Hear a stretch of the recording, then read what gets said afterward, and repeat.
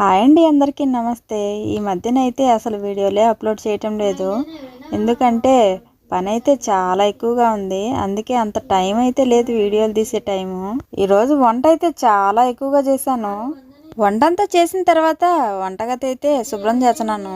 ఈ మధ్యన వీడియోలు సరిగ్గా అప్లోడ్ చేయటం లేదని చెప్పి ఈరోజైతే క్లీనింగ్ చేసే వీడియో పెట్టాలని చెప్పి ఈరోజైతే ఈ వీడియోని అయితే తీసాను.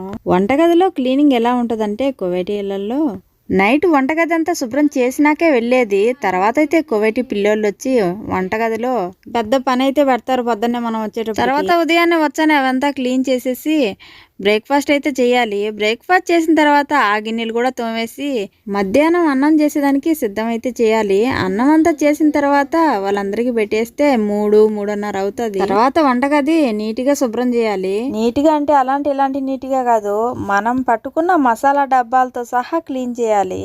కనీసం 3 గంటలైనా పడుతుంది వంటగది అంతా క్లీన్ చేసేదానికి. ఆ గిన్నెలు తోమి ఎక్కడున్న గిన్నెలు అక్కడ, ఎక్కడున్న మసాలా డబ్బాలు అక్కడ అన్నీ అమర్చేదానికి. అలా అమర్చిన తర్వాత మళ్ళీ స్టార్ట్ చేయాలి. రాత్రి అన్నానికి మళ్ళీ ప్రిపేర్ చేయాలి.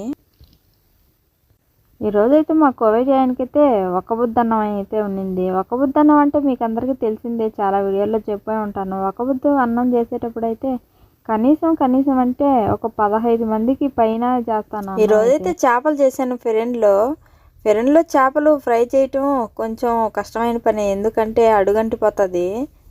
ఫెరెన్లో బటర్ పేపర్ వేసిన, అల్యూమినియం పేపర్ వేసిన దండగే, ఎందుకంటే ఖచ్చితంగా అత్తకపోవాల్సిందే. మీరు గమనించారా లేదో, ఫెరెన్లో పెట్టిన ఆ బాక్స్ అయితే నేను ఎలా క్లీన్ చేస్తానో చూడండి.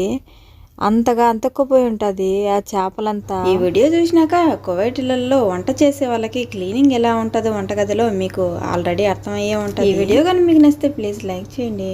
వీడియో ఎలా ఉందో కామెంట్ చేయండి. Don't forget to subscribe. Thank you for watching.